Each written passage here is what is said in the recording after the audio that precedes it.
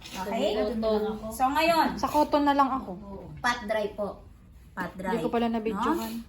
Eh, paano pagka halimbawa yung pasyente Catheter. catheter? Ah. Okay.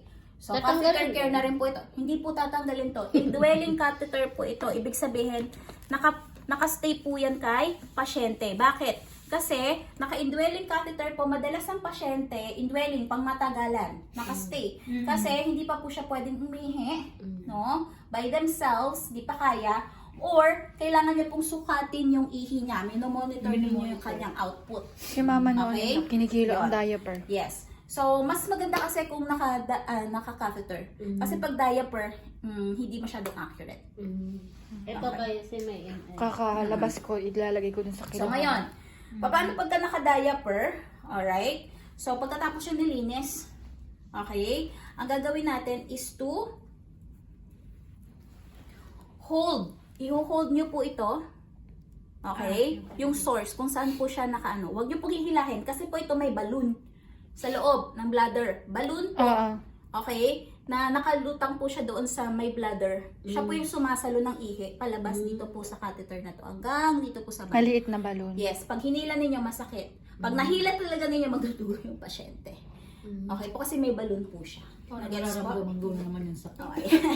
So ngayon, ganun ha. From here, para may support hindi po niya mahihila, okay? You have to clean circular motion until 4 inches Mas po. maganda talaga ang cotton. Nagets po?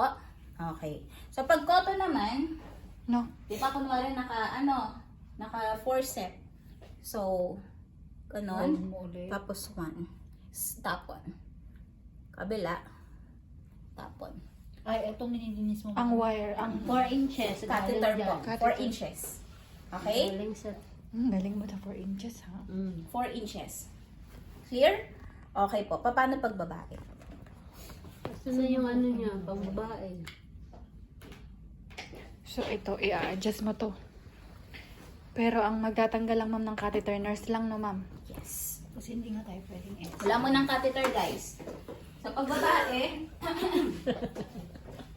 again, kanina pala, bago natin siyang lininis, dapat offer bedpan. Okay? Bedpan and, urinal.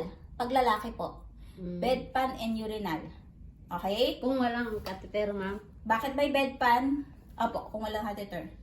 Kasi, pwede pong, mag-wash. Yes, yung pasyente. Urinal, pang-ihi. Itatanggalin nyo lang to. Yung walang Isasalo nyo lang po catheter, ito. No? Kung wala po siyang catheter.